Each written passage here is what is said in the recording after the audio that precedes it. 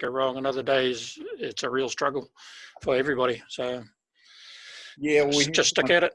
I think it was you, Megan, wasn't it? You didn't enjoy the fact that at the Pyros that you went straight down to the landing field, did you? She's got to unmute. I hated it. Like, I know it's part of life, but it wasn't super enjoyable to know that you went. I think what was frustrating for me is I went a direction knowing that there was a thermal there, but by the time I'd gotten there, it wasn't there anymore, and that was frustrating. Yeah, no, it's not very fun to just be like, woo! It's no fun at all. In fact, when you look back up at the hill and you see everyone else climbing up to cloud base, there's often a few swear words are spoken, I tell you. It's highly motivating, though. I think if you're standing on the ground watching your buddies all fly off, very motivating. What made it easier for me, though, to be perfectly honest, was the fact that I wasn't the only one who had landed or was landing. If I was the only one, I think I probably would have been like, don't come get me for a while. Let me. But because I wasn't the only one who was either struggling to keep going with thermals or had just landed, it kind of made me feel like, okay, it is what it is. And I need to just kind of shrug it off and try again. Yeah. Like I said to you after that day, I think we'll adopt a different policy. What we'll do is we'll have a vehicle that'll go straight down to the landing paddock in the future. And we'll be able to bring people back up quite quickly so that if you are bombing out in what we're renaming as the reflection paddock, not the bomb out paddock, we'll just call it the reflection paddock. If you do go down there, then you know that there's a ride straight back up, so you haven't really lost. In fact, if you just have a think about perhaps why you're not flying and why the others are on the way back up, you'll probably find you'll have a fantastic second flight, you know? We just need to get better at getting a vehicle down there early so that we're not losing, you know, it's not taking you 2 hours to get back to launch, you know? Yep, we've all been there, and I come very close to having the nickname Trigger stick to me because I used to land out, trigger a thermal, and Rob would fly away with it. No, that's annoying. Yeah. So I had to work hard to get rid of that. Yeah. Nominate someone else to do that. So we also talked a little bit about launch and etiquette around launch, Mark, just in terms of not setting up in the middle of launch and obviously not going first and having a look at when people launch. Are they going up? Where are they going up? What's the air look like? Just observations. Is there any birds flying? Things like that. Absolutely, yeah. We just covered off that stuff just briefly. And as well. you covered off where to launch, like if the wind's a bit strong, you move to the front, all that sort of stuff. We didn't get that specific, but we can today. Yeah, so that's another good one is if the wind's a bit strong on launch, move down to the front of launch, give yourself plenty of room because you're not right up on the compression zone and the wind will be a bit lighter. You'll have an easier time getting off. Yep, thanks for mentioning that, mate. Look, I think we've got 13 participants on here ready to go. So when you're ready, Mark, feel free to kick it off, mate. Okay, well, I'll try and run this PowerPoint and see if you can. Now, can I share my screen? You should be able to. Share screen, oh, yep. Yeah, that gives me the option to share a window or a whole screen, I guess. I'll try it, yep. So if I share that one, can everybody see that? No, wait a minute, share, yeah, there we go. Perfect. Yep, we got you. All right, so I'll kick off the PowerPoint.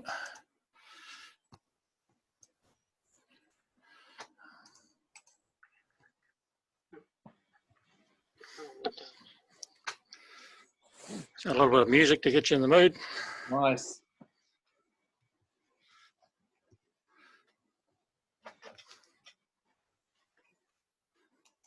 So a lot of these pictures that I've put in here we've taken from our Rob Gillard and myself's trip to Italy that we went over last season and the season before.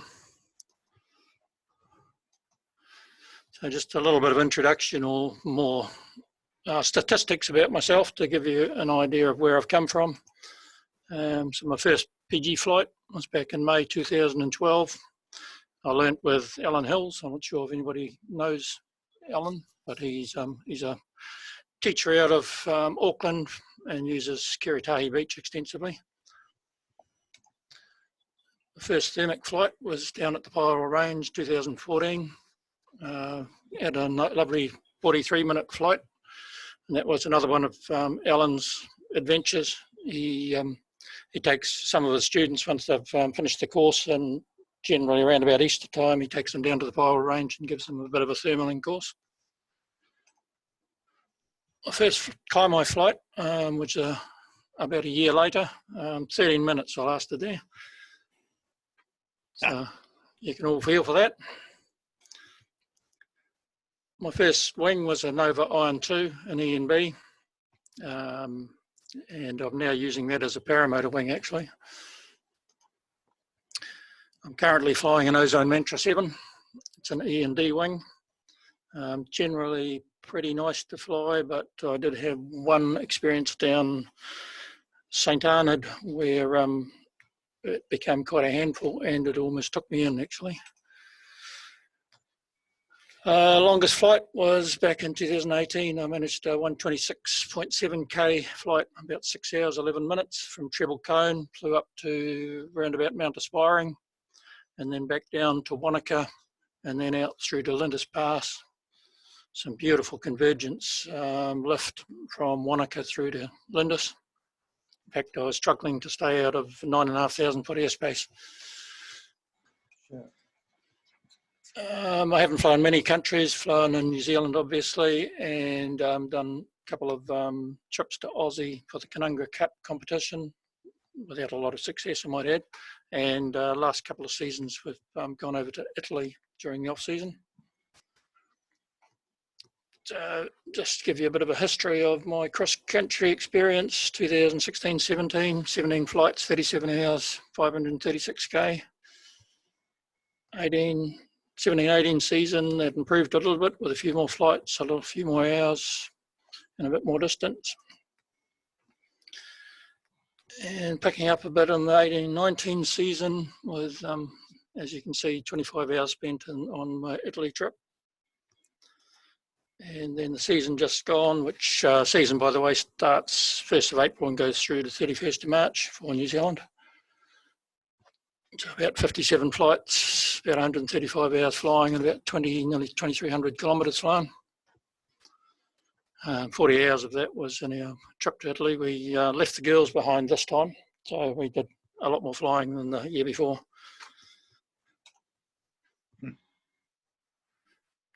All right, so this first section is about preparing for the day, so being ready when you get to the hill. So you need to think about plan, to prepare, to practice, and to pretend, just to keep the P's going. That's about visualization really, and dreaming the dream. Plan any routes you wish to fly. Discuss with your mates where you might think you like to fly, where you might think you might get a good flight, a long flight. Then there's a number of planning tools out there. XCPlan is quite a good one.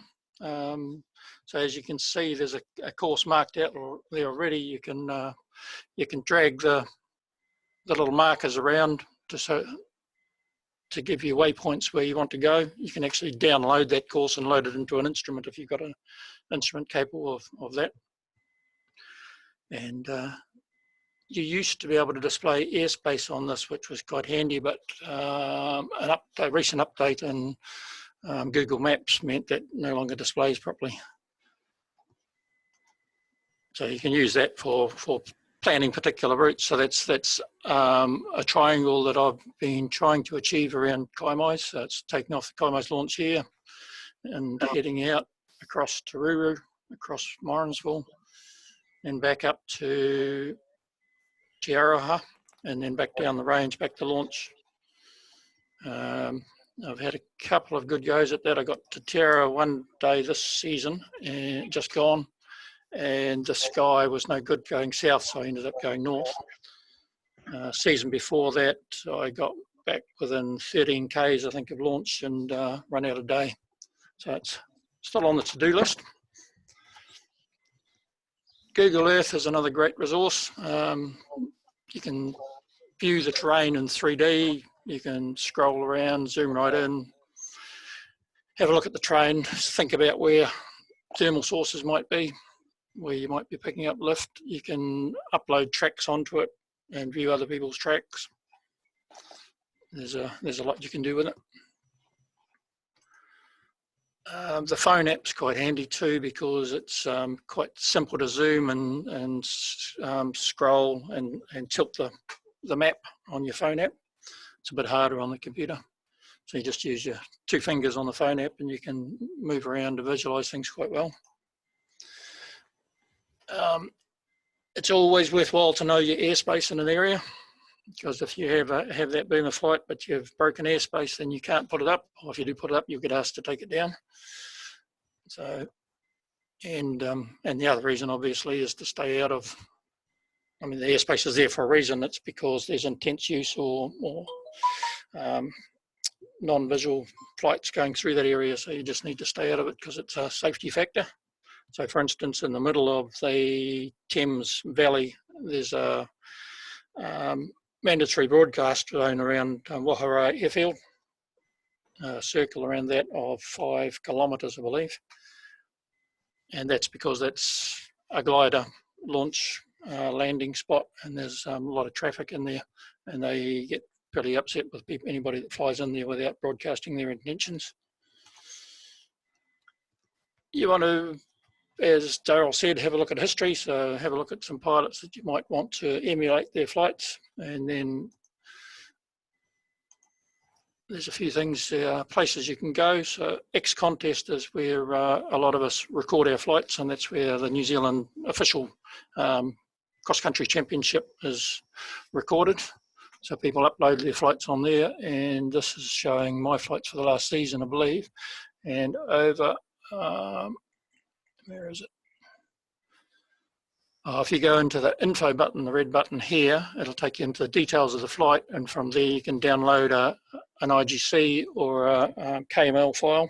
The KML file will allow you to load that up into Google Earth, and you can see the flight in Google Earth. Quite useful if you want to see where other people have got lift and where they've flown. Leonardo is another place where people record flights. So it's called Leonardo Paragliding Forum, I believe.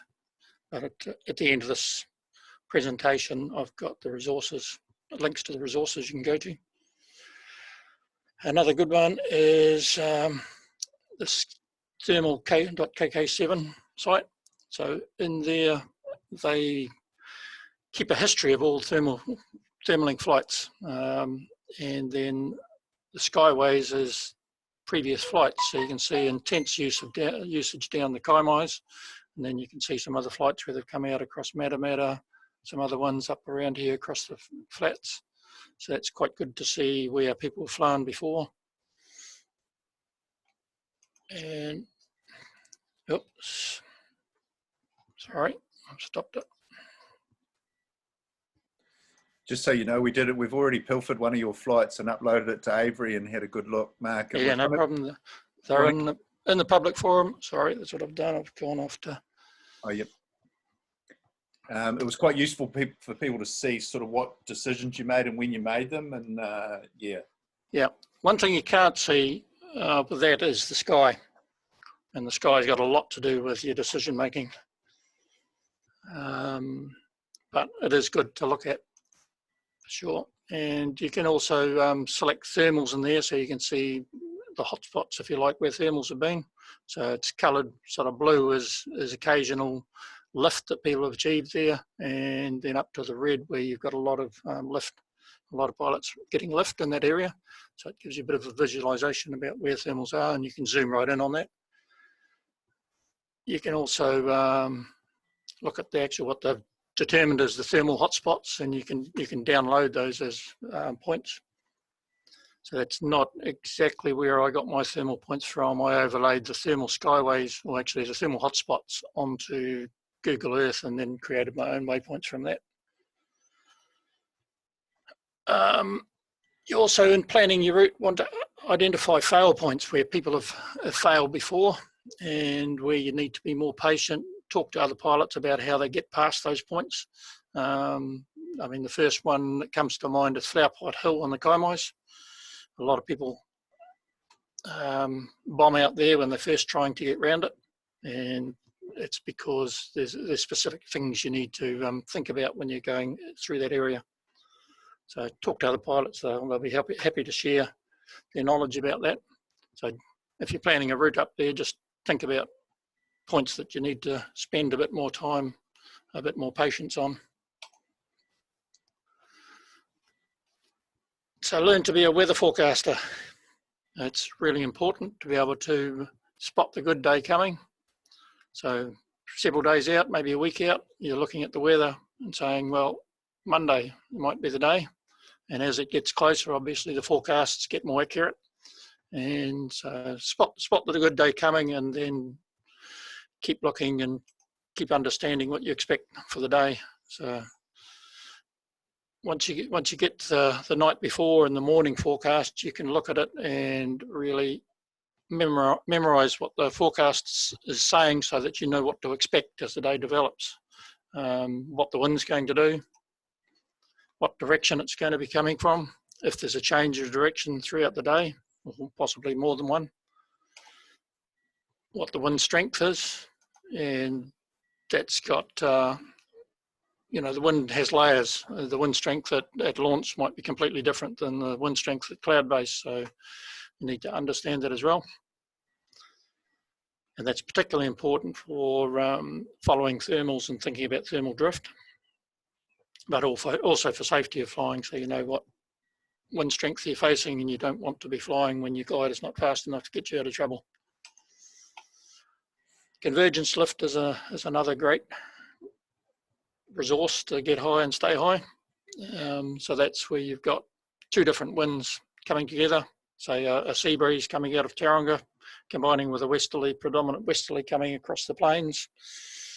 And as the two breezes come together, they will join and rise up, giving lift, and you'll see a line of convergence cloud forming when that occurs.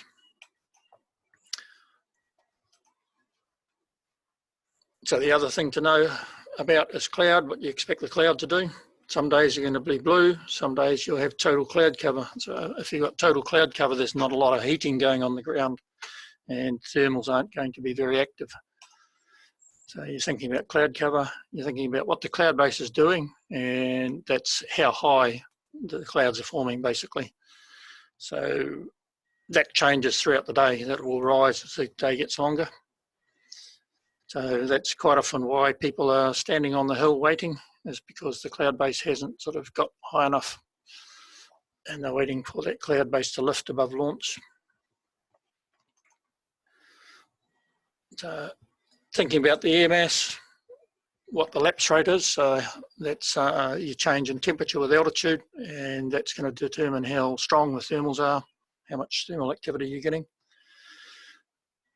What sort of stability there is in the air mass, so it'll depend whether you're right in the middle of a high, or if you're between a high and a low, or in the middle of a low sort of thing. There's generally your best flying is between a high and a low, as the air mass is less stable.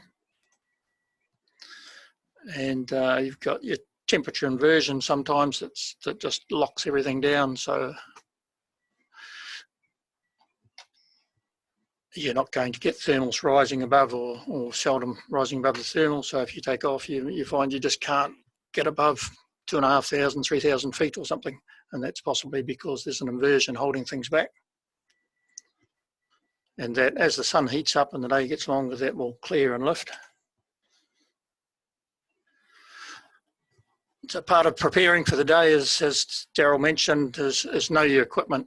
Get it all set, so that when you get to the hill, you know that you know how to use it, and you know it's all ready for use.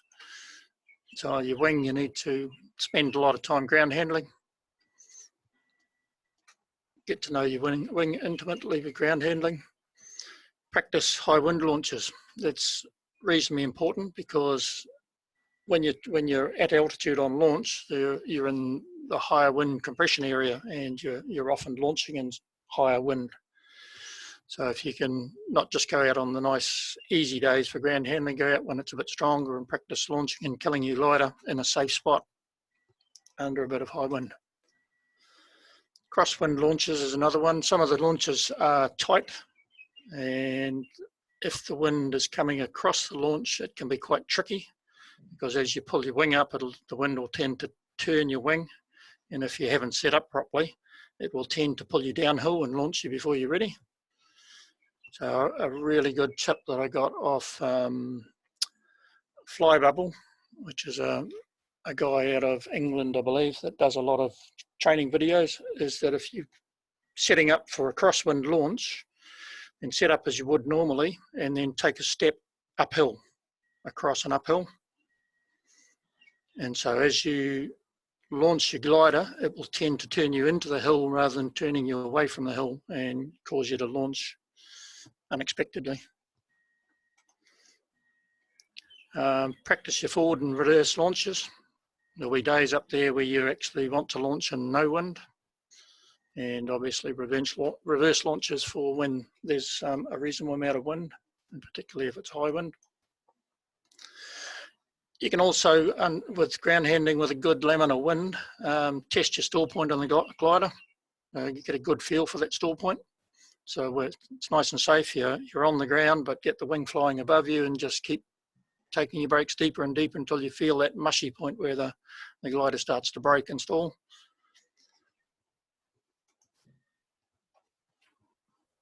So practice while coastal flying. So think about cross-country flying even though you're out doing a nice coastal flight. So practice descent techniques. So that's spiral dives, big airs with bar, all that sort of thing. Practice active flying. So always thinking about it.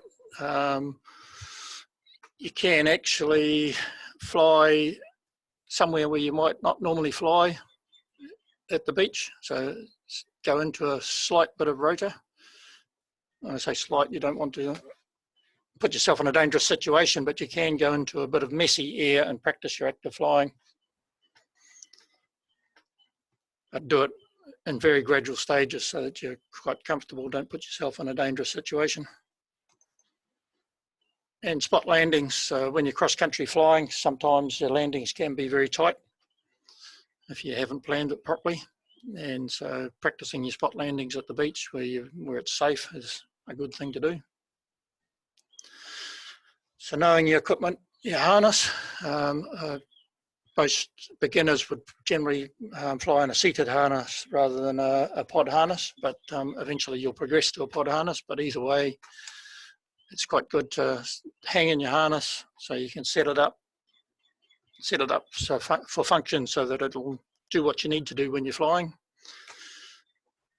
Make sure your recline angle's right, particularly with a pod harness. If you don't set it up, I mean, they're all adjustable. You can tighten straps and things, and if you don't set it up right, you can be lying too far back, and that will tend to get you pulling on the risers and pulling on the brakes and trying to keep leaning forward to see where you're going, which is not comfortable. So just hang your harness and get it set up properly. Set up the gap between carabiners. Generally, that needs to be the length of your forearm, roughly. So put your forearm between maybe closed fist forearm between the carabiners, and there's generally straps to adjust that. That may vary harness to harness, but that's a general rule. Set up your flight deck so your instrument's nice and visible and accessible. Set up your speed bar and adjust it so that you're sure you can get a pulley to pulley on foot, so you get full range of your speed bar available to you. And set it up for comfort. That's important too. Once you start doing some longer flights, if you're not comfortable in your harness, then that will distract you from flying and cause you to bomb out. There's the length of your shoulder straps are particularly important for a pod harness, because if they're pulling on your shoulders all day, then they get quite sore and distracting. Make sure you know where to find your reserve handle.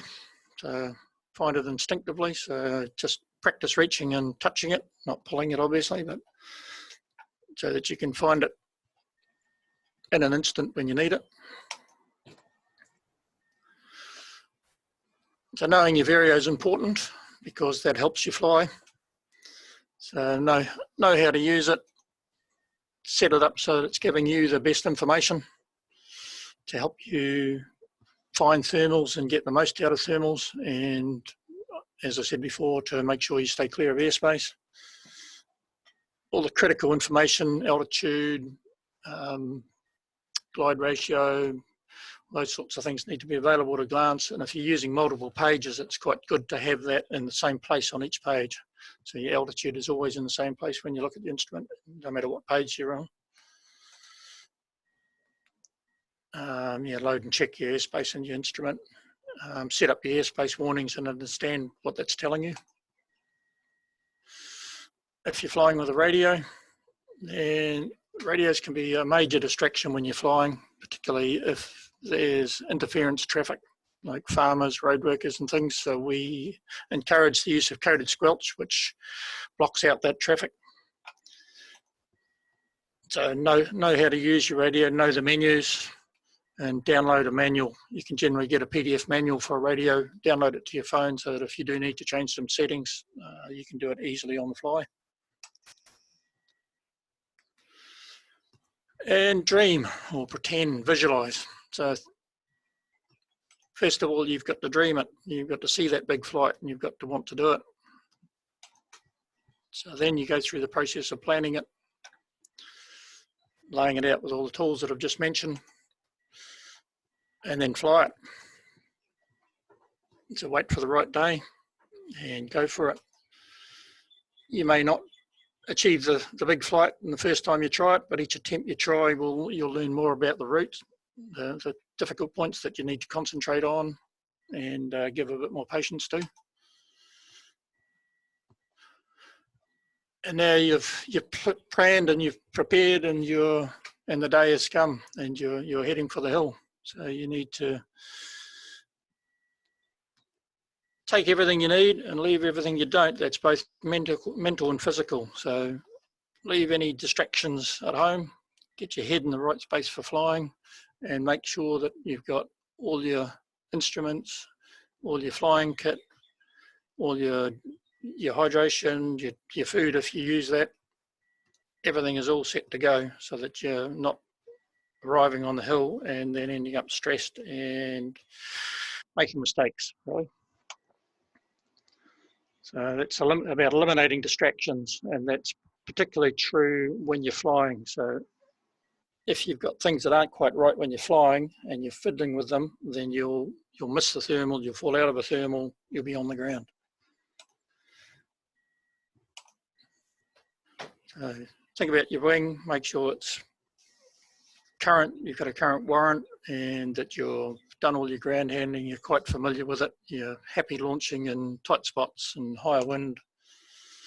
Think about your harness, that as I said, it's all set up comfortably. You've got everything in it you need, and your flight deck's all set up. Make sure your reserves in place, current, and you know how to use it. Make sure your vario's there. If you use a spot tracker or an inReach, something like that, make sure that's all, you're quite familiar with it and it's all set up to go. And the radio. Right, you would have studied the weather and you know what to expect. So when you get to the hill, have a think about what you expected to see versus what you're seeing. That helps you improve your weather forecasting and also gives you a better idea of what you're likely to get for the day. So watch the sky for changes. Discuss what others think about the weather and what you think. And then share your plan with others. Talk to people and tell them what you're planning to do. And ask them what they're planning to do. And then if they're planning to go a totally different direction to you, then that should encourage you to ask some questions why, what they're seeing in the weather or or something else that would cause them to fly in a different direction than you're planning to fly. Cardinal rule, get high, stay high. Height is, for cross-country flying, height's your saving grace, really. And the higher you get and the longer you can stay high, the further you'll go. So time your launch. So thinking about when the sky is coming right to launch, and then launch into lift if you can. Just keep an eye on the thermal cycles when you see a cycle start. See if you can launch into that, and then you'll get lift straight off from launch, and that'll make life a lot easier. Once you get low from launch early in the day, it's hard to recover. And then once you're up and above the hill and getting some height, you can use that height to test the clouds. So you can move away from the hill. Just you see some clouds forming out in front. You've got enough height to get back to the hill. So just push out, test the clouds, see if you're getting the lift to stay. And that will give you an idea of when it's safe to go, when you're going to get lift that's going to keep you up there. So that the hill, if there's wind coming onto the hill, obviously there's ridge lift that will help you stay up. So that's, and generally there is. So that's why the hill is a safe place to get some height, get a thermal from there, and then push it up and test how the rest of the sky is feeling.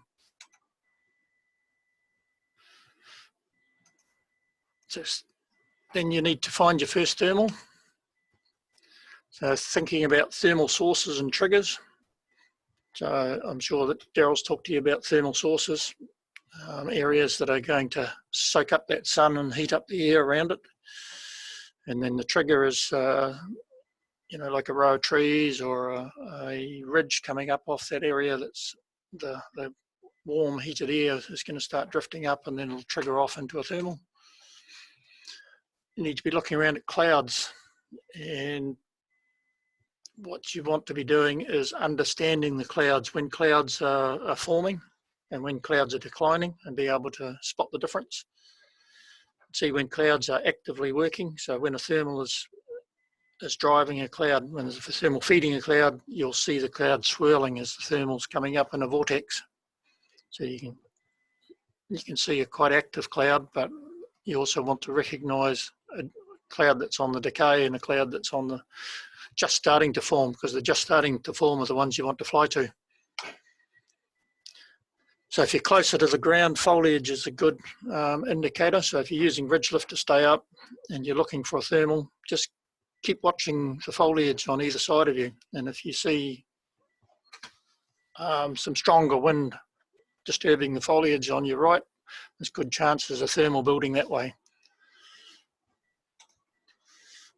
Other pilots are a great indicator of lift or sink. Keep an eye on how they're flying. And also birds, hawks and the like. They love to thermal as well, and they'll show you where they are. They're certainly a lot better at it than we are. And also one that I've learnt recently is just light lift or zeros on your Vario could be an indicator of a close thermal. And a good way to use that is to search up wind. You might be in the back end of it, and if you just do a little bit of a search up wind, you may find stronger lift, and then just keep searching up wind as the lift's improving. And big sink's also another indicator of a close thermal, because if there's air going down, there's air going up, and vice versa. So any strong thermal is going to create strong sink around it. So then you need to work on coring the thermal once you've found it. And a good way to visualize that or to start out is to, as you're flying into the thermal and you're listening to your Vario and you're feeling your Vario start to show you it's increasing in lift, then you open your turn up. And conversely, if you start to level off or decrease in lift, then tighten up your turn because you're starting to go out the side of the thermal. And if you just keep using those two things, it'll help you start to core the thermal. and you want to visualize the thermal. So you want to try and see it in your mind's eye. So you're joining the dots between the thermal source and the thermal trigger. And you think about the wind drift, because once the thermal is triggered off the ground and starts to rise, the wind's going to affect its position. And so it will drift to the cloud. So once you've spotted the thermal source and the trigger and you can see the cloud above it, you've got a pretty good idea of where that thermal's running. And once you're coring the thermal, remember about the wind drift. So don't just turn in circles, but think about if you feel like you need to drift with a thermal, think about when the wind's coming from so you can drift in the right direction. So you know the wind direction. Think about it in different layers, because as you gain in altitude, that may change. Quite often, particularly the likes of the Kaimais, where there might be a good background westerly, the thermals will tend to cause you to drift over the back, over the forestry, which can be dangerous. So altitude's your key. As long as you're getting altitude and the wind is not too strong so you can get penetration, then obviously you've got to track back. But if you're drifting back, if the wind's quite strong and you're drifting back low, then you're putting yourself in quite a precarious position. And new pilots tend to think the thermal's cut out, run out, so they might be working a thermal and then they just seem to lose the lift and go, oh, well, that thermal's over, I'll move off to the next one. But often you've lost it. You've just flown out the back or whatever. So search upwind again. Quite often you'll fall out the back of the thermal. So if you're just searching a little bit upwind, just keep working upwind, then you'll quite often pick up the thermal again and gain another 1,000 feet or whatever. And you can use your instrument if you've got an instrument that's got that information of where the last thermal was, where your lifty lines were. A lot of them do. So make sure you top out if you can. So you don't leave the lift unless you've got better lift to go to. So if you're in lift and climbing or even maintaining, unless you've got a better place in the sky to go to, and that's obvious through telltales of good cloud, other pilots, birds, whatever, then stay there and work it. Be patient. So once you've got your first thermal, you're heading off. You need to go on a transition to try and find your next. So you've gained lots of altitude. So you want to think about the lines you fly. You want to fly lifty lines. You don't want to fly sinky lines. So you choose your line. You don't just fly A to B. You don't just go, right, well, when the next waypoint's over there, I'll just fly over there. You choose your line. Choose it based on clouds. So you've all presumably heard about cloud suck. So as the moisture comes out of the air and forms cloud, that creates lift. It warms up and rises. So you'll get lift under clouds, so keep an eye on that. And clouds are obviously an indicator of thermals as well. Keep an eye out for cloud streets. So if you've got a big blue patch in one direction, but a little bit further off to your left, say, there's a bunch of clouds dotted, then that's obviously your path you want to take, because you can join the clouds. Whereas if you fly into a blue hole, you've got to rely on finding a thermal with no marker. And again, thinking about thermal sources and triggers on the ground, if you've got no other indicators. A good rule of thumb is that if you're halfway between the ground and the cloud or below, you're thinking about ground sources, so triggers and thermal sources. If you're halfway between the ground and the cloud, then you're thinking about the cloud and you're looking for clouds and active clouds and flying to clouds. So lee side thermals, they can be a good source of lift, but they come with risk. Lee side, you're obviously potentially flying into rota. So if you fly onto a lee side on a ridge without any height over the ridge, then you're going to have a fairly unpleasant time. So because it's lee side, the wind doesn't disturb the air, and the air is able to heat up nicely, and you can generate some good thermals on the lee side. So they can be used, but make sure you get height before you fly to them. So be well above the ridge. Don't find yourself just crossing the ridge and becoming lee side and ending up collapses, and pretty unpleasant place to be.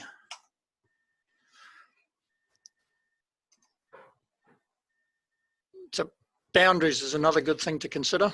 If you haven't got a good cloud street indication or clouds, so in absence of anything else, fly a boundary between the farmland and forest, or between sunlight and shade, between water and land if there's a lake, along tree rows, particularly if you're getting low and you're looking for a low save, then along tree rows, because the paddocks will heat up and the tree rows will be the trigger.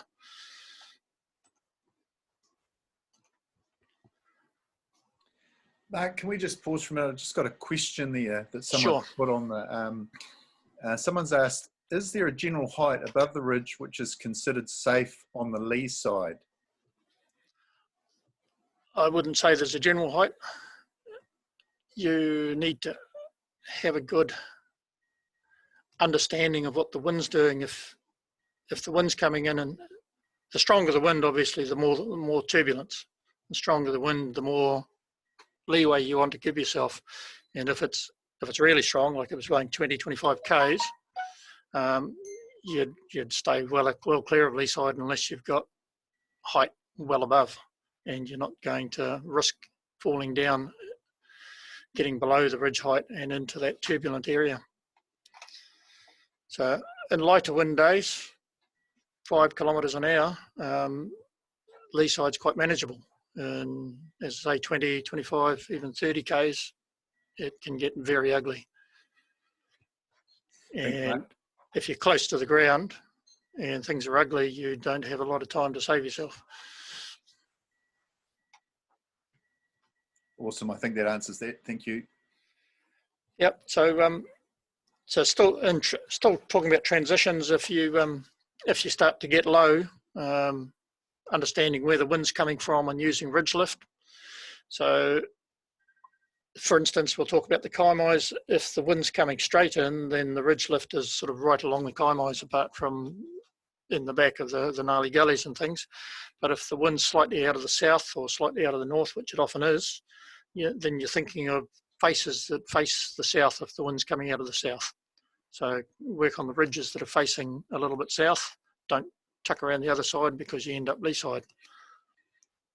So using that ridge lift to stay up until you can find a thermal, hunt the ridges if you get low, because they'll generally be a good source of a thermal.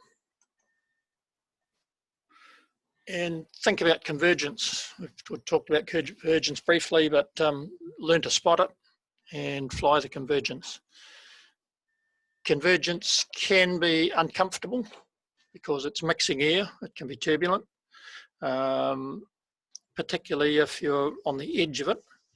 If it's strong convergence, if you can fly into the middle of it, you're better off. But on the edge where you've got the mixing air, it can be quite turbulent.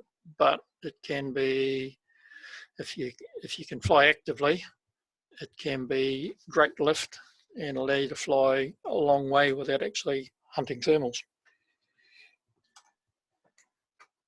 And avoid sinky areas. So lee side is a particular source of sink. So I just thought I'd run through one of the sticking points in the kaimais for you. So the graphic we've got on the screen is Mount Te-Aroha here. And this is, it launches sort of another 20 Ks to the south of this probably. So this is the bay that you're coming into Te-Aroha to work onto the mountain to then get around the mountain and go further. So looking at this, it looks quite tempting, particularly if you've got height, is to follow this ridge line along here. But you'll note as you follow it along, you're getting deeper and deeper over this area, forested area. Sometimes it's right if you've got convergence, good convergence lift, and you've got 5,000 feet, not a problem. You've got room to push forward. But if that's not the case, it can become a problem. You can be hunting along the ridge here and find yourself back in here without finding the height, and then the wind will be coming in from the west, maybe slightly northwest later in the day, and all this here is lee side. So you're stuck back here with very sinky air, trying to push forward through here, and you'll find yourself having a pretty scary situation of almost a bush landing down in there somewhere. So generally when we're flying this area, we come along here, and depending on how the sky's looking, we might even leave here and fly straight across here. You're aiming to land on the side of the mountain or above the mountain, obviously, if you can, but if you can't, you're aiming to come in. There's Buck Rock there. If you can come in about that sort of height or higher, then you've got a pretty good chance of getting above the mountain again and carrying on. So from about this point, you're thinking about what the sky's doing, what the sky's looking like, and if there's clouds across here, then I would tend to fly straight across to the side here. You'd only go up the back here if you haven't got a lot of choice. So then from there, you'd be looking at flying over to here, looking for something here and trying to get height, and then going there. And then possibly the last ditch would be back in here somewhere, trying to get a height there across. So unless you've got really good lift, I wouldn't take that path through there. So this is just an example of lee side where you've got very sinky air in here. So you'll get here and you think you're going okay, and you think, okay, right, now I need to push forward, and you'll just go down. Not a pleasant time.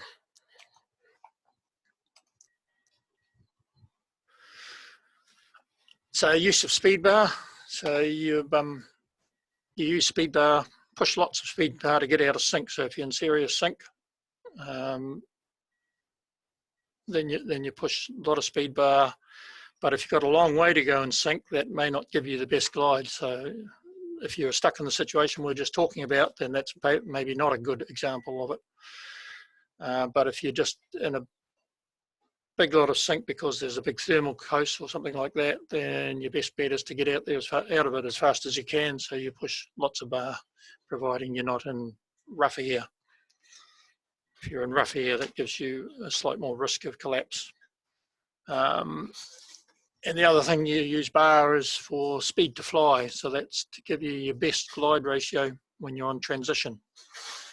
So you're on your instrument, if you can focus on your glide ratio when you're in transition and play with your speed and your speed bar to give you your best glide. So that means it'll give you your best distance for the altitude you've got in the bank.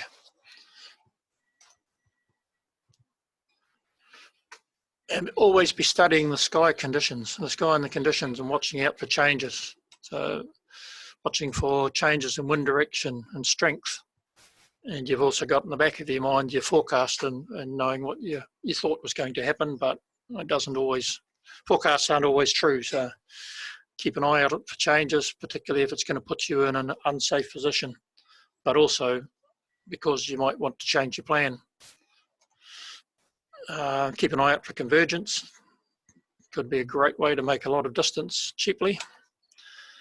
Sea breeze front. I'm not sure if Daryl's talked about sea breeze front, but where you've got the cold air coming in off the sea later in the day, pushing in as a sea breeze front, then the warm air will lift up over that cold air, and you'll see it coming through as they talk about it being the blue broom. So you'll see the nice thermic clouds back out over the flat, but then you'll see the blue approaching you as the sea breeze front comes in, and it's a good time to turn around once you see that, because you'll be on the ground fairly shortly.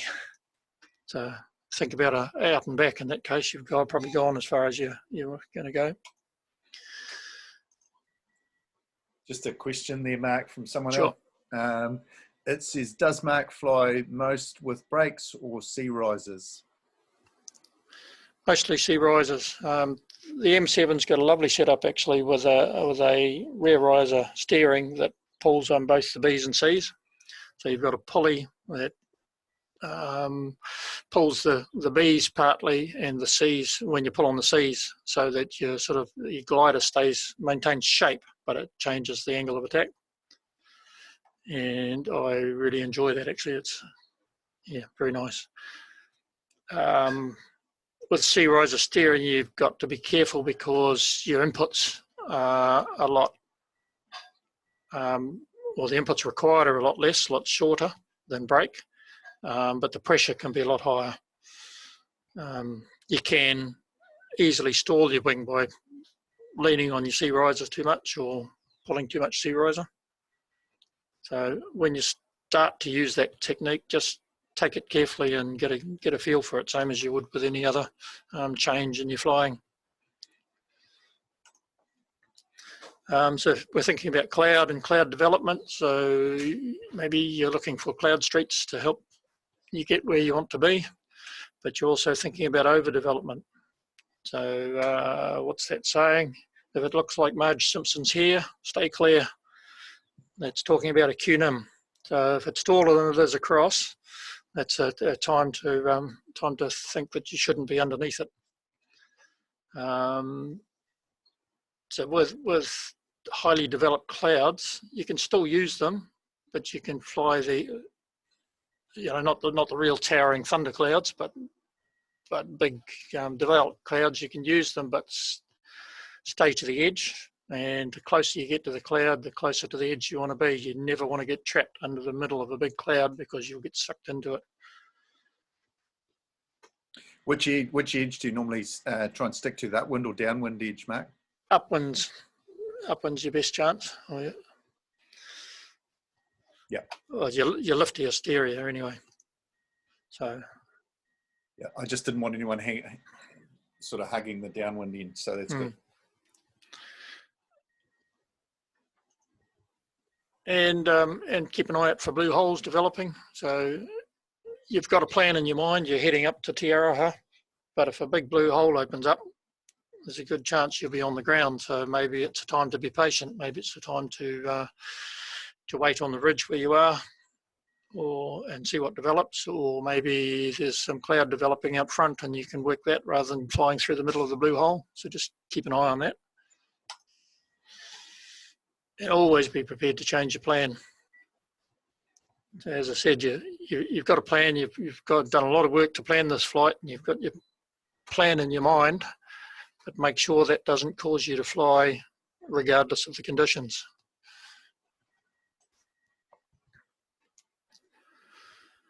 And this is a tough one to learn. Well, it was for me. Patience. Always be patient. So for the first, once I started flying a little bit further, I just had to keep telling myself, patience, patience, patience. So you constantly remind yourself. So that's don't leave thermals too early. Don't take off when you haven't got enough height, all that sort of thing. So you want to know where to be more patient, where and when to be more patient. So if you're in a difficult terrain area, like for instance, the Flower Pot Hill that I was talking about, understand that you need to be more patient there, that you need to bank height before you get there rather than just carry on flying. In difficult conditions, blue holes that I mentioned, or terrain in that's causing sort of sinky air lee side. Maybe sometimes the time of day, the day generally has phases, and sometimes you just need to wait and be patient, find a place to wait for the day to develop a bit more and get a bit more cloud going. So what I mean by that is that the cloud will build as the sun comes out, heats the earth, everything starts going off, the cloud starts to form, and then it starts getting quite overcast, so that shuts down the heating. And so then the thermals will start to shut down, and then cloud will start to dissipate. The sun will get through again, and it'll start to heat up the ground, so then another cycle of lift will come through. So just think about that timing. If you've got ridge lift, find a place to park and wait for it to develop. And late in the flight is a great time to be patient, because you're often suffering from a bit of loss of concentration. fatigue, dehydration, maybe blood sugar's getting a bit low.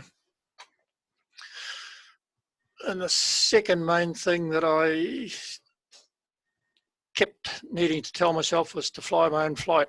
So particularly when you're flying with people more experienced than you, and on better gliders than you, if you start trying to chase people without getting the height in the bank, then that's when you bomb.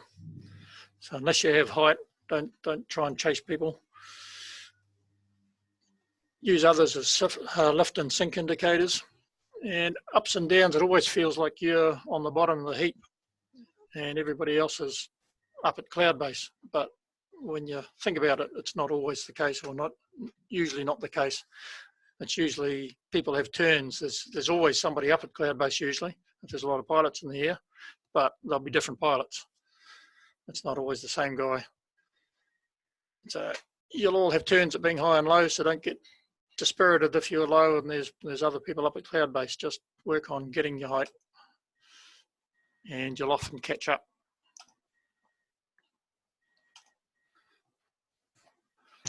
As I said, higher performance wings, if you try and chase them, then it will generally put you on the ground because they can do much better transitions than you do. Fly at a faster speed, and generally they should be flown by a more experienced pilot. So if you try and chase high performance wings, then the result will usually be an early end to your day. And pilots with more experience, then don't follow them and get into places where you don't want to be. So as a pilot, you need to make your own decisions on where you fly based on your experience. And if other people, just because somebody else has flown into that lee, they might have pilot skills that enable them to do that, but you don't. So know your limits. Remember, it's always your decision where to fly. Don't follow people. So group flying is a good thing to get into because you can spread the work. So you spread out, you can cover more area of the sky. So when you're searching for thermals, if you're not flying one after the other, then you're searching different areas, and if somebody finds a thermal, then you can come back and join them if you're close enough. So you share the work. You don't just follow other pilots. Spread out, and everybody look for thermals. And communication when group flying is important, but you need to keep it concise. This is communication via radio I'm talking. Keep it concise and make it clear. So it'll be something like 2 up over here, guys. And then that's it. Not a big long ramble about how the great lift you've got, because other people might be scratching, and that's very distracting to have people chatting away on the radio. So just short, clear, concise communication. And late in the day, fatigue becomes a factor. So if you've been flying 3, 4, 5, 6 hours, you definitely start to get fatigued. You need to be aware that it impairs your judgment, impairs your ability to make decisions,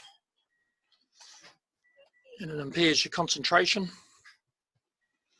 So all of those things can cause you to put yourself in a situation that you don't want to be in. So as the day gets longer, you need to be thinking about that and actively combating it. Stay hydrated is always a good one. If you end up dehydrated, that's also impacts on your ability to make decisions and have good judgment. But when you're staying hydrated, obviously you don't want to keep drinking too much to the point that you need to pee, because that could be very distracting if you need to pee in flight. So it's just constant sipping, little sips away on your hydration.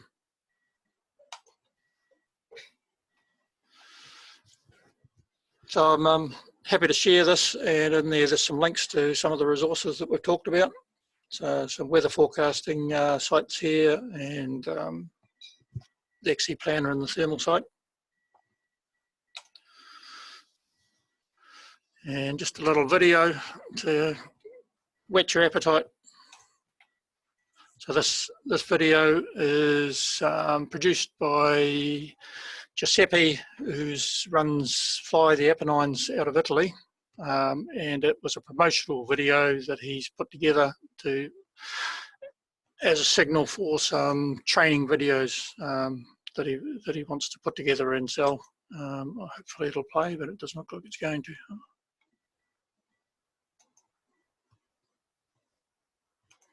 I'll let that play. What I'll do is I'll share a link to that so you can watch it if you wish. But some beautiful flying conditions in the Dolomites. It features some footage of Rob Gillard and myself and some other pilots flying in Italy.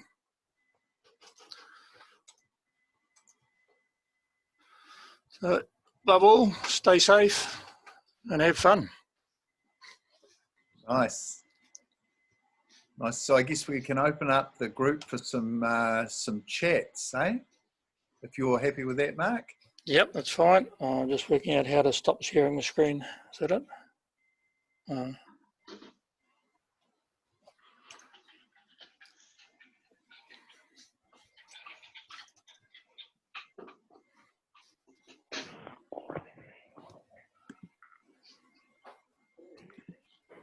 Have you still got my screen shared there, have you guys? Yeah, we do. I've lost the bar to stop that.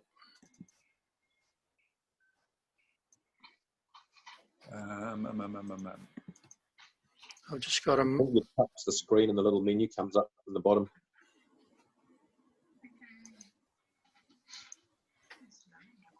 No? No.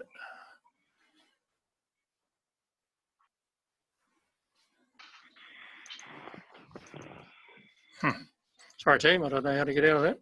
All good. All good.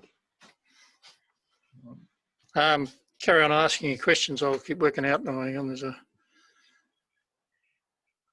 chat. Mark, you may have said it. You may have said it, but what instruments are you using? I'm using an Audi.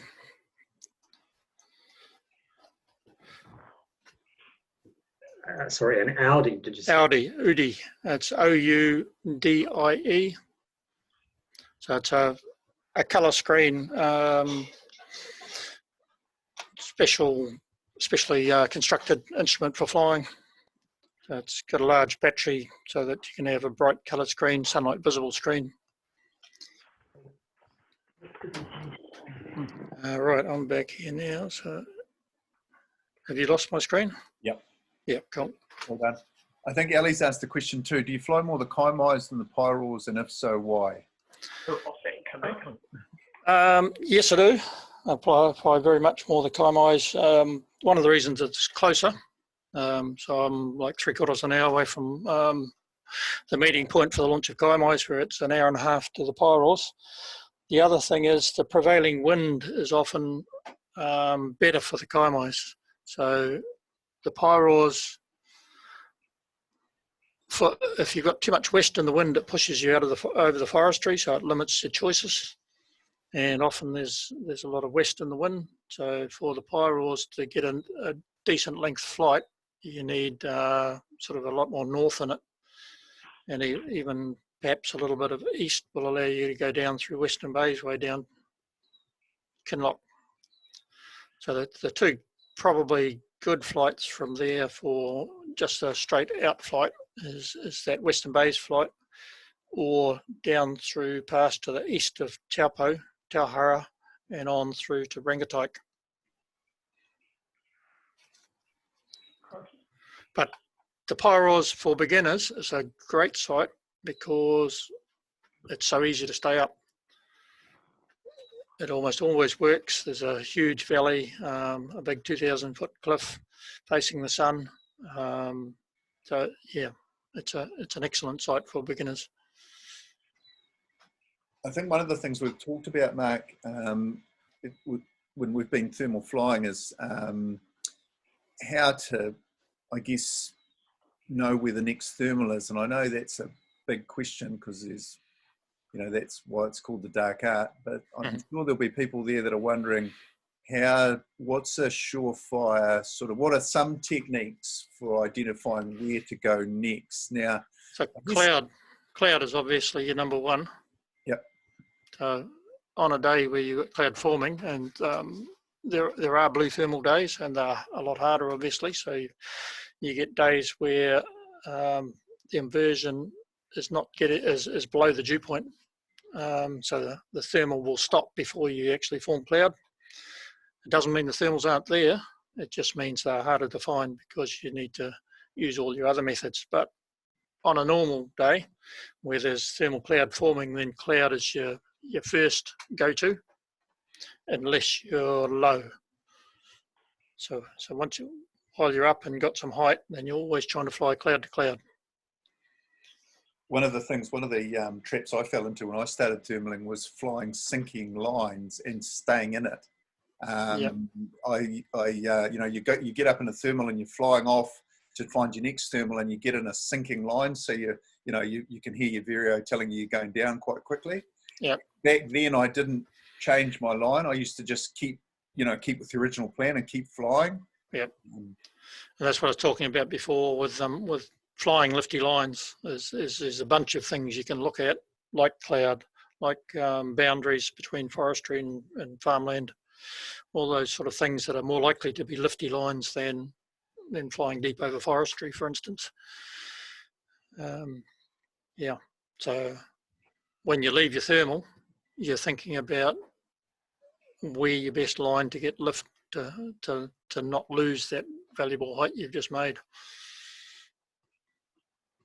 Does that make sense, folks? Yep. Nice. If you're flying a sinky line, how far do you divert off that line? I don't think there's any rule of thumb. If you're flying a sinky line, there's a reason for it. Try and understand the reason, and as I said, just look around for a line, either cloud firstly. So if you can see nice cloud forming further out, then fly for it. If you can't see that, you've got no other indicators. Look at your ground sources. Look at your boundaries. Thanks.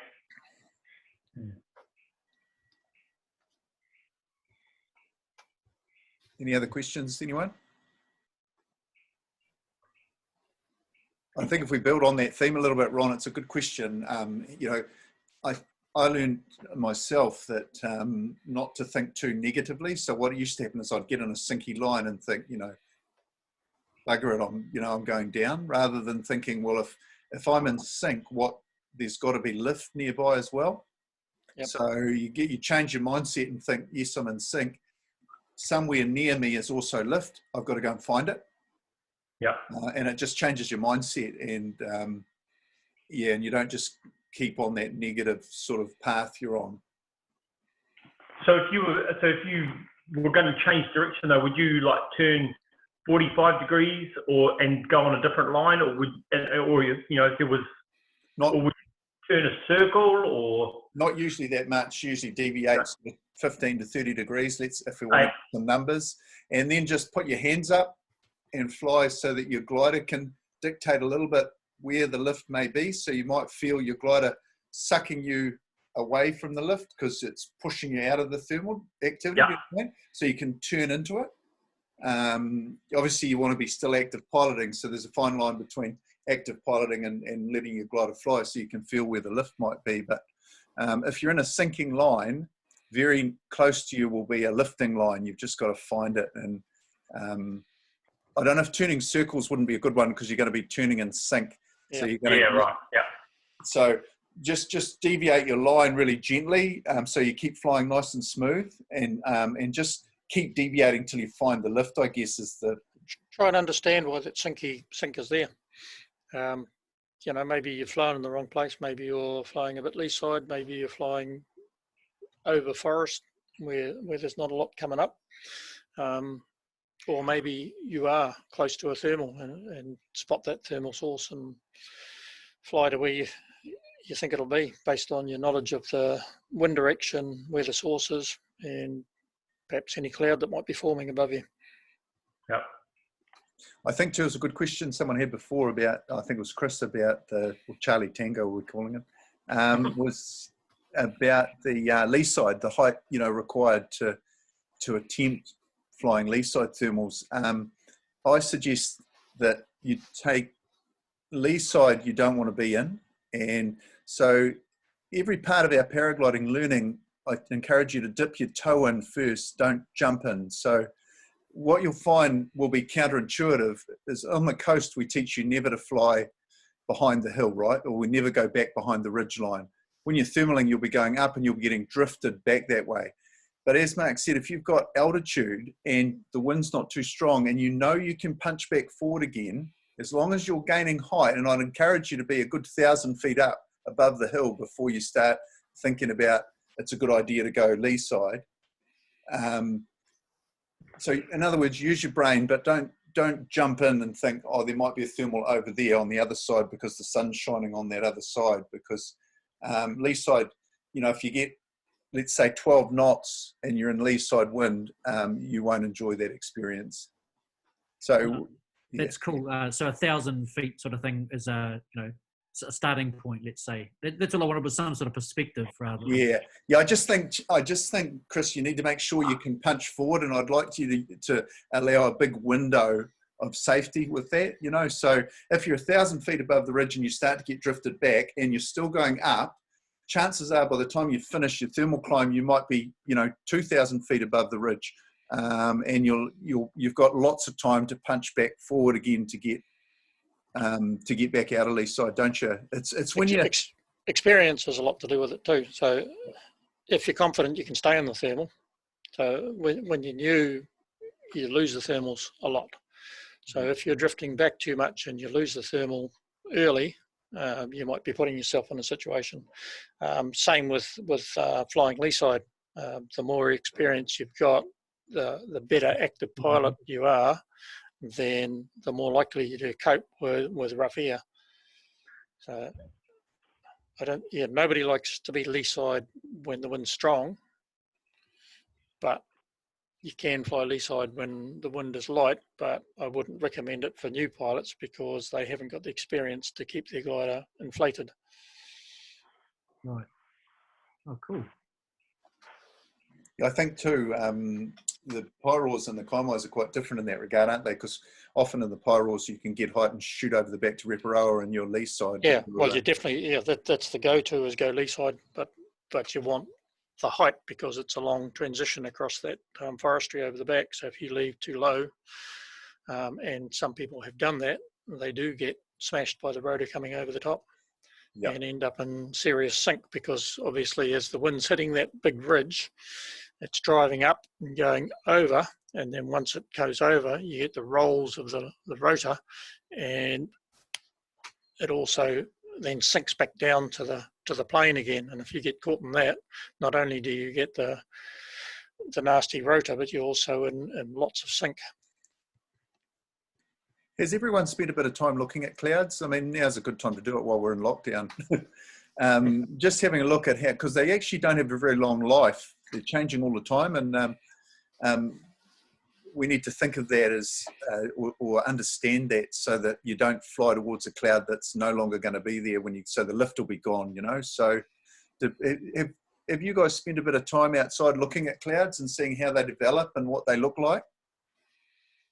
Because I think it's a really wise thing to do. Like, do a bit of reading on what an ideal, cloud might look like to fly under or to get lift from, and then go outside and see how they develop, what they look like, and what they look like when they're disestablishing, or whatever that word is.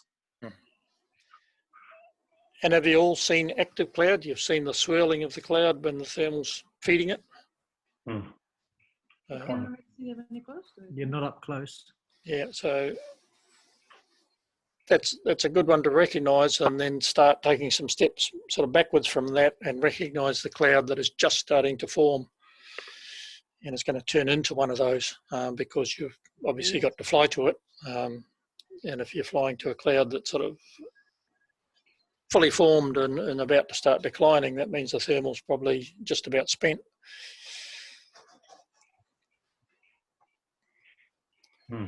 One thing I didn't mention was when you're flying to cloud like that too, when you're looking at cloud streets and the developments of cloud and the direction to fly, you need to think about the wind drift. So although the cloud might be a K out on the plains, by the time you get there in your slow little glider, that cloud might be sort of a lot closer to the hills than what you were thinking. So you're sort of planning about where that cloud's going to be when you get there, not where it is now.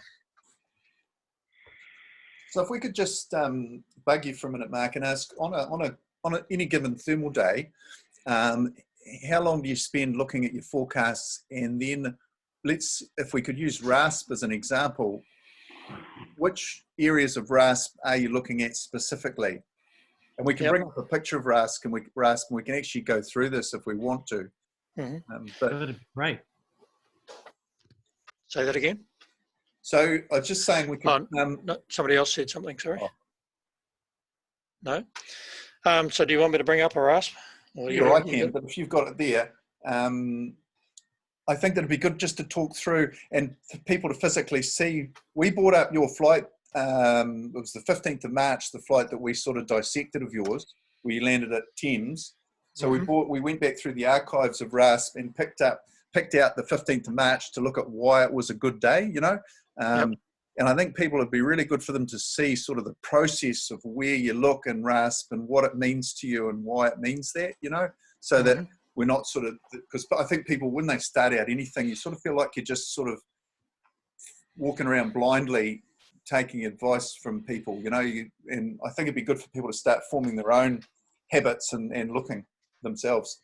Absolutely. And then asking. So I use Windy quite a bit for long range.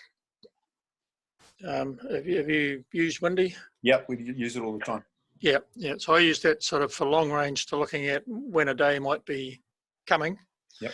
And then the RASP has obviously only got 3 days worth of forecast. And it's only really very accurate or reasonably accurate the night before and the morning of the day. So you can have a look beforehand, but often it's a waste of time. So let me just bring up. I don't think. What time does RASP update? It's not till about 9, is it, in the morning?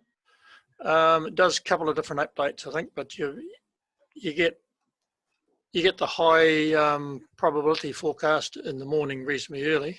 Yep. But then it does another update, another resolve of that, I think, about 9ish or something. Yep. This one, yeah, it's just a valid 9 o'clock. So if I just share it again. So we'll just have a look at a RASP forecast if Mark can share that.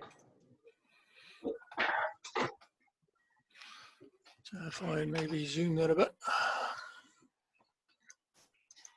Yep, nice. Right, so if I go back to the index, if I go back again. So in RASP, I guess you've all had a look at it. You can get different areas. Yep. So you get the top of the North Island, the centre part of the North Island, and then the South Island. So for the Kaimais, you're looking at the Kaimais and Pyros, you're looking at this one. And if you're thinking Thames Coast and North Auckland, that sort of area, you're looking at the top one. So this is the one I use mostly. And then you can see that you've got average, above average, and high confidence in the forecast. So this is 3 days out, 2 days out, and on the day. And then in here, you've got a whole bunch of things. You've got cloud forecast, bit of information around the wind, different levels, and then you look at SKU-T. So the SKU-T is a point view. So it's at a particular place.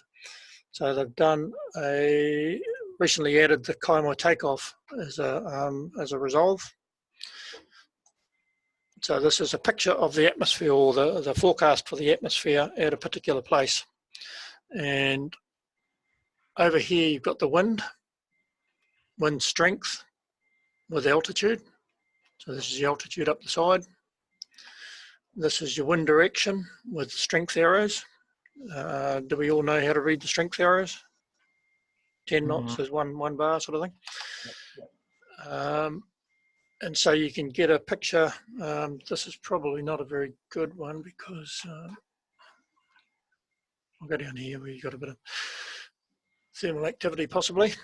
So this is the inversion where this is, this is temperature, minus plus, and this is a dry bulb and a wet bulb. So this is dry air and a wet area, or the wet bulb rather, which is the dew point temperature. And normally in the area we fly, or normally anyway, the temperature will reduce as you gain in altitude. So this is, as you're coming up in altitude up here, your temperature is coming down. So this is where we'll normally fly. And this is the inversion point where it goes the other way. And that's where the thermals will stop. So when the wet temperature, or the dew point temperature, approaches or touches the dry temperature, then you'll get cloud forming, and that can be shown. I wonder if we can see some here. Here's some here, look.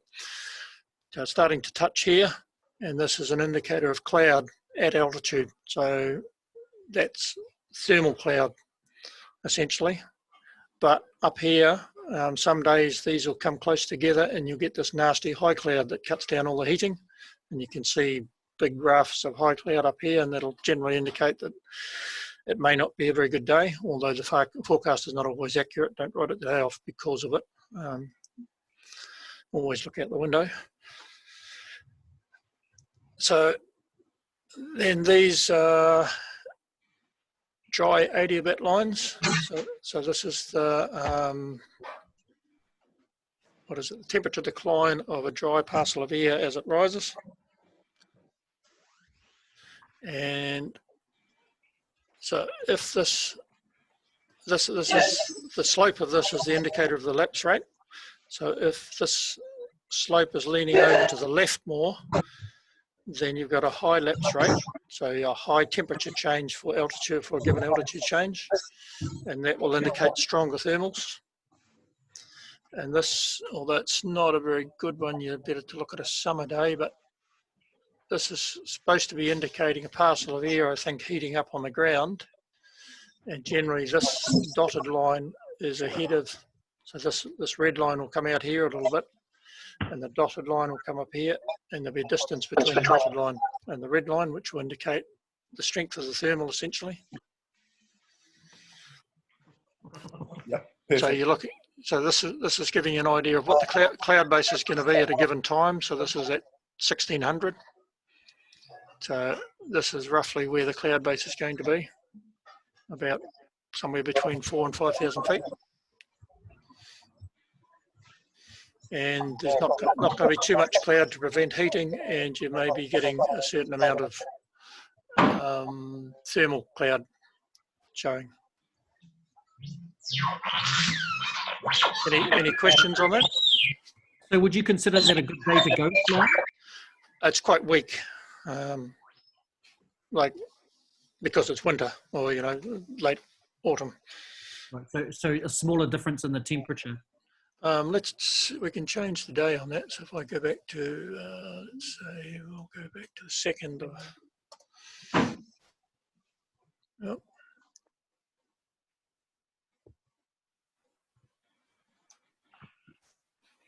What happened there? That didn't work.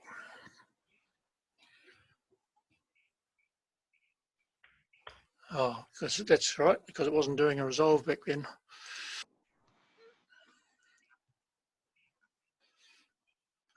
There's an example where it's a bit stronger. The dotted line is further away from the red line.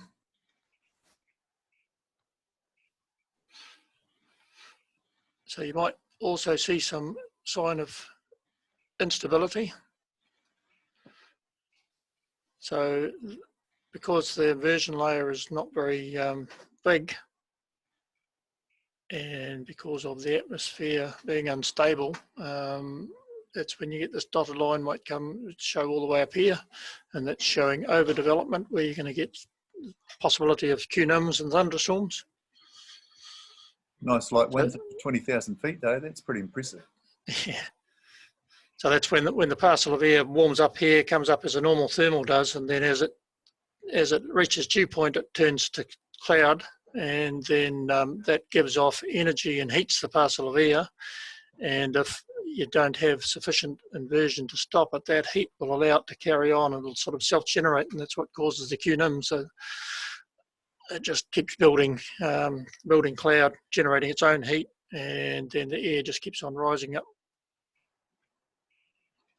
So we're generally talking, the area we're generally interested in is below this inversion layer here. This is the area we fly in here. But having a look at that is an indicator of two things, whether you get significant high cloud up here, which is going to cut down your heating, and the potential for overdevelopment, which is obviously dangerous to fly in. And if we just go back, Mark, back into the main RAS page, is there any other sort of areas you look at? Yeah. Just to see if, give people a bit of a... Right, so there's this one gives you an idea of the stability of the air. So it gives you thermal updraft velocity. So that's the speed of the vertical speed of the thermals, if you like, in the coloured chart, and that's in feet per minute. And then the stippled sort of indication is what do they call it? Shear, wind shear on the thermals. So if you get strong wind shear, it's going to disrupt the thermals and break them up. So where you've got high stippling, that means it's not a good place to fly. Where you've got low stippling, that means you're probably lighter winds and you're not getting the same wind shear. And then obviously as you come up in the colour temperature, you get stronger thermals in that area. You've got a higher vertical speed. That's one thing. You can look at surface heating. So this is again in a colour temperature colour chart to show you the heating. So this is the ground heating. So if you look at, pick a day that's got lots of high cloud, then you'll see this. One thing to be aware of is the scales change on these all the time. So although you might have the same colour, if the scale's different, it'll mean it's a lot less perhaps.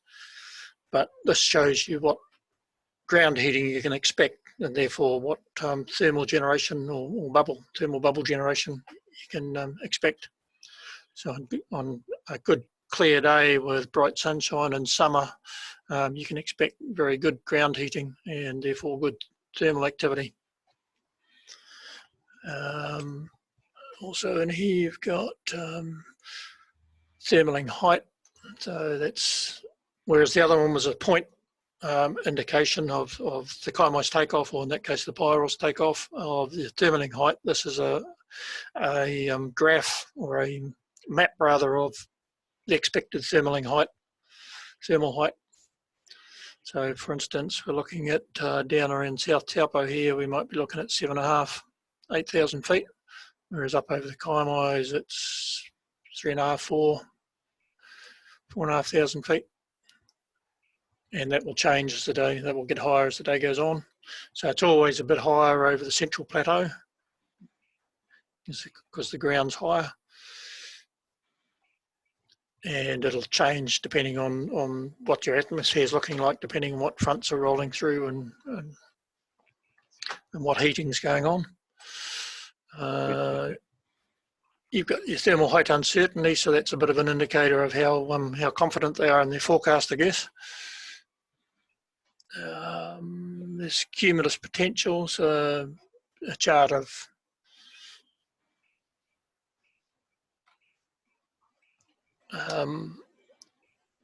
I haven't studied that to see what that is, but you've got cloud cover. Where is it? Boundary layer cloud cover. So the blue is no cover. And remembering this is only boundary layer, so there might be high cloud that this doesn't allow for. There are other forecasts that'll show you high cloud as well. But that'll give you an idea of how the cloud is developing through the day. So there's a nice big area of little cloud, which means good ground heating and probably good thermal activity.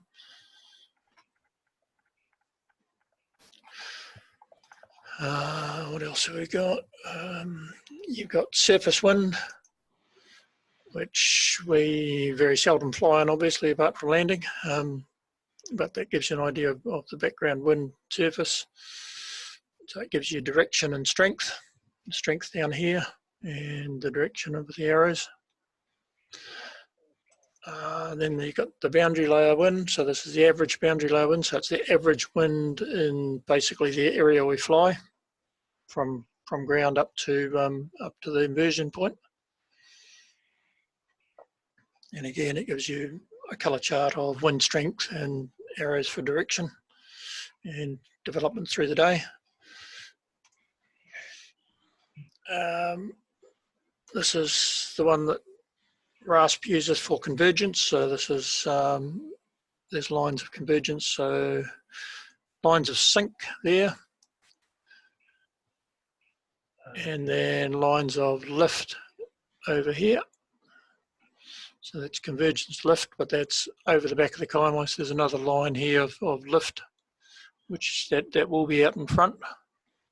So depending on how the day develops, that might be worth exploring. And then it's weakening off here by, what time is that, 1100, so it's not so good. But yeah, this is great for anticipating what convergence you might come across, and then there's some other forecasts that actually give you a better view of the predicted convergence lines. So if you get a nice convergence line that's running all the way up through here and out up there, then it will give you an easy day to get a long distance up through to Thames or somewhere, because you can ride the convergence. So the flight I did, where I went from the Kaimais across to Ruru, trying to do the triangle back to Te Aroha, and then look south, and it was into wind and blue. So I decided to go north. There was a beautiful convergence line running through up there all the way to Miranda, wasn't all the way to Miranda, but it was a long way up. So it was an easy ride through across the plains to start. I think I'll find some convergence cloud examples so that we can share those with everyone, just so that they get a better idea of what they're sort of looking at, what the clouds might look like. So it'll generally be a nice long street of continuous cloud or almost continuous cloud as it's strongly developed. What else have we got here? That's probably the main things I look at, but in here there is, go back.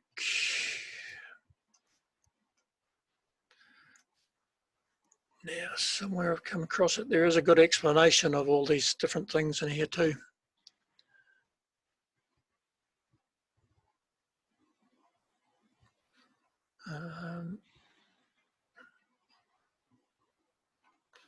I'll hunt it down and send you a link, but there is basically a glossary, an explanation of what the various terms mean and what they indicate to you. Anyone else got stuff they'd like to ask Mark while we got him here? Feel free. Just trying to find. Oh, get out of it. Let's don't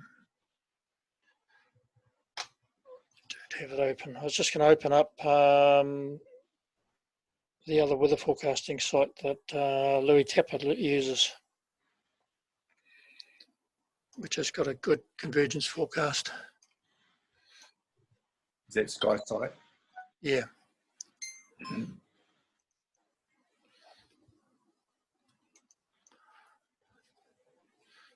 Have you had a look at that or shown your students that? Yeah, we've had a bit of a browse, but carry on. It's good to see how different people use it. I've only just started using it, and I use it on the app, so I'm not sure where you get to. And I've cancelled my subscription for winter, so I probably can't get to where I need to be anyway. But their site is quite good. They've got quite a good convergence map. So, and Louis Tapper swears by a lot of stuff in here. So just if we could just go from start to finish, when you were starting out, Mark, some mistakes you made on launch, like, and I don't mean launching the wing, I mean, you know, taking off when you shouldn't. You got any tips around when people should go? Like, what would be if you were waiting on launch and you were relatively new, what would you be looking for? Oh, looking for other pilots Yeah. to show you the way. You know, the experienced guys, if they're not launching, there's a reason they're not launching. Yeah. Ask them why they're not launching. If you think you're seeing something different to them, they're happy to tell you. And it might be just the day hasn't developed, or, you know, there might be enough meteo wind to be able to stay up with ridge lift, but the day's not developed enough to go anywhere yet. So, you know, the student might be happy to, or the beginner might be happy to launch and stay up and have a play in the ridge lift, whereas the more experienced pilot might just stay on the ground for a little bit, you know. So talk to people. You're getting low straight off launch.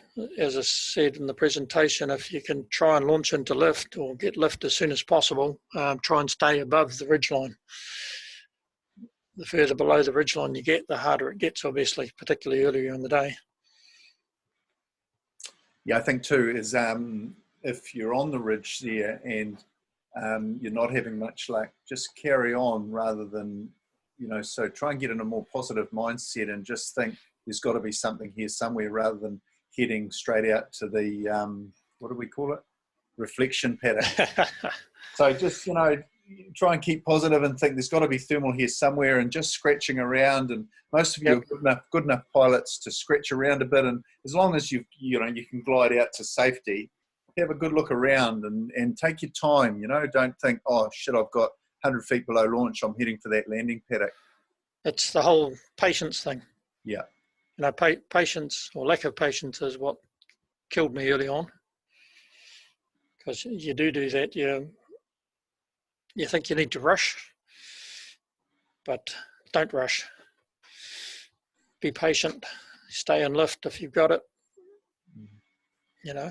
I think the same applies in a thermal too, doesn't it, Mark? Like, just keep circling and just keep, because there can be an inclination for people to get, you know, they get bumped out of it and off they go on the next glide without thinking, hang on, did I actually get to the top of that? So I think for us, the first key is coring a thermal and taking them right to the top. Once you master that, the rest of your day gets easier because you have more brain space to think because you've got altitude. Well, if you haven't hit cloud base, there's a good chance you've lost the thermal. You know, more often than not, the thermal will still be there. It's moved away, or you've moved away from it. And that's why I suggest if you've lost the thermal, then do a little bit of a hunt upwind. Yeah, so just drift your circles upwind a little bit until you start feeling a slight increase in the lift, and then if you feel that, then drift it a bit more that way and a bit more that way until you basically find the thermal again. Right, so just so you'll know, Mark's the president of the Waikato Club, and so he'll be the one that him and Bruce look after a WhatsApp page over there on the Kaimais and the Pyrals and other sites over in the Waikato. So you'll probably have a little bit more to do with him once you're qualified and you get on their WhatsApp page. That's right, isn't it, Mark? Yeah, the WhatsApp page is gets abused when there's no flying. A lot of rubbish on there. Yeah. But when there's good flying days, then people put up their intention to fly there. And, you know, if you've got interest in going to the Kaimais, then say so. If you think you've seen a good weather forecast, put it up there and say, is anybody thinking about the Kaimais on Thursday, say. And, people will come back.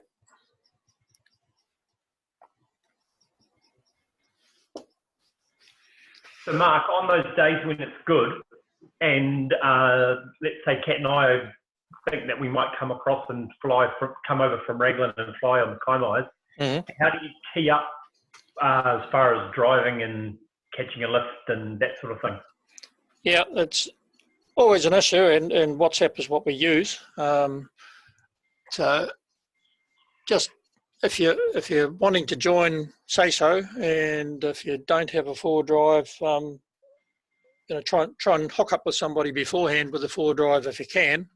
But if you can't, at least signal that you're wanting to join, and please may have a ride up the hill. I don't have a four drive, unfortunately. Just tell people what your plans are and what your capabilities are. Yeah. Yeah, so they're pretty inclusive, that group, Ron. So if you just said in the morning, hey, look, I'm looking at heading over from Raglan, what do you think? And people will be very quick to come back and say, yeah, look, we're meeting at 11 or 12, and they'll tell you where they're meeting and the process, so you won't feel lost, mate. It's, yeah. One thing I would ask, though, is if you are joining up and meeting up, be punctual. There's a lot of people turn up 10, 20 minutes late, which sometimes there's good reasons, but on the odd day, you're wanting to be up the hill and go because the conditions are developing faster than what you're expecting. And so if you turn up late, you're holding a whole lot of pilots back that really want to fly. So unless you've got a good reason, try and get there, before the meet time, not 10 minutes after it. So everybody meets at the gate and you all go up together? Yeah, we meet at Barton Road, which is basically where the road tees off the old Te Araha Road. But if you're not sure, just ask and people will drop a pin there so you can navigate to it. So what happens if you've left your car there and then you have a fantastic flight and you end up in Te Araha at the Domain or somewhere like that? Yep. And you're the only one there. Does someone come and get you, or how does that work? Have you got one of these? Where is it? One of those? Yeah, I've got one and a spare. Yeah. So often there'll be people driving to do retrieve, but sometimes you just back up and you put your thumb out and try and get back. So, always you put your thumb out and try and get back, Right. because there might be people that have flown further than you would like a lift also, or there may or may not be people coming to collect you. So you try and get back to launch. So when you've got your car parked there, generally we'll try and get people to leave their keys on the tyre or something of the car, so that if you've flown to Paeroa and you'd like a pickup and there's somebody bombed out, they can grab your car and come and pick you up. Right. Yep. So We could learn paramotoring. Paramotoring, yeah. Usually, just to elaborate, Ron, usually what happens when people land is they drop a pin, just like we've talked about. So they just use the same systems we do, mate. So you just drop a pin on WhatsApp, and you can choose whether to live update that. So if you move, it'll move with you, and then, if anyone's in the area doing retrievals, they know where you are and they'll come pick you up. And people are pretty good at that sort of thing. So if they've landed first, if people have landed in the reflection paddock, then they'll jump in a vehicle and they'll come down up the coast towards Sierra, and they'll just pick people up on the way. Right. Daryl, for the coming season, I'm going to try and improve the login sort of system so that we know who's flying and where they've landed. Oh, yeah. I haven't come to a system yet, but I was sort of thinking I might create a WhatsApp just for check-in, check-out. Nice. So we know people that are flying, when they're clear of the area, so we can close airspace. If they haven't checked in during, at the end of the day, we can call out emergency services or look for them or whatever. But at the moment, the system's a little loose. So, and we have had occasions where people have flown late into the day and people got quite worried because they would have expected them to land by then and heard from them. But, it could be a situation where we do have a tree landing or something and somebody's stuck up the back somewhere. So it'd be really nice to get a decent system going where we know who's in the air and who's safe. Yeah, understand. Anyone else? So we can perhaps let Mark go soon for his dinner. Nothing? Hey, well, thanks very much, Mark. That was incredibly Yeah, insightful, and it would have been appreciated by everybody. So much appreciated. No problem. I will share that that presentation just so for anybody that wants it. I'll send it to Daryl and he can distribute it if people need it. Yeah, that's fantastic. Look, something I've done just while we were talking is I sent everyone those frequencies you sent me the other day, Mark. Oh, yeah, yep. I just want, you need to get the frequencies in your radios. So if you own your own radios, I suggest you put those frequencies in now so that they're there for when you need them, so that you're not buggering around on launch. So Ron and Kat, you've got your own radios and you'll know how to put those in, eh? Yeah. Yeah. So get it all done. Get it all done. If people have Baofeng, then pardon me, there's people around with programming cables too that we can just load up the frequencies, but you don't want to be doing it on the launch, obviously. So if you want that, try and tee it up with somebody beforehand. Sure. Just load it up from the computer. Also, if anybody's got any questions, I'm quite happy for anybody to ring me at any time as well. Put a question up on WhatsApp, whatever. Nice. Something I was just thinking about today that we need to be aware of, and that is when we're flying coastally, to be practicing all the skills that we're going to use when we go thermaling. So, you know, that rear riser steering that you were talking about, Chop, earlier, if we can practice that on the coast and keep practicing it and practice all those techniques until you know them inside out, so that when you do go thermaling and you meet a bit of active air, it's not the first time you've tried those things, you know. Makes sense, but let's use our brains and just apply some practice whenever we're flying, rather than just flying backwards and forwards on the coast and floating around, you know? Yeah, absolutely. And as I said before, descent techniques, get some nice spiral dives going. Yeah. Are people comfortable doing that? I mean, you should be able to, once you practice it, you should be able to get better than 10 meters a second descent with a good spiral dive. Yeah, so you're talking about trying to escape a cloud that's looming, maybe. Yep. Get down if you need to. Well, a couple of reasons. The cloud is one of them, and the other one is airspace. Yep. If you don't want to bust a good flight and you're getting dragged up to airspace, then you know, there's the first one I go for is bar, full bar, and if that's not getting me down or you know, stopping me carrying on going up, then I'll try pulling big ears and bar. And if that doesn't work, then you drop those out and then go into a spiral dive to get down. I think it's important too that I encourage the students, mainly we purchase E&As or E&B wings, but primarily E&As, you know, obviously for the passive safety reason. But sure. When Mark spoke before about, you know, flying people with more higher aspect ratio gliders, or hotter gliders, let's call them, they can fly deeper and still punch their way out of somewhere, so we don't tend to get stuck as much. So just be mindful of that when you're flying your E&A wing, that you don't want to fly deep in over bush and realise you can't get out. Yeah, that's what I was saying in the presentation. Don't chase people with more experience or hotter wings than you into those situations. Yep. Just because you think you can get out, because they can. All good. Righto, fantastic. Thank you very much. And thanks everyone for logging in and taking the time to learn, eh? It's appreciated. Great. Excellent. Yeah. It's been really good. All right, see you all on the hill. Thanks, Mark. Thanks, Mark. Thanks, Mark. Appreciate it. Thank you, man.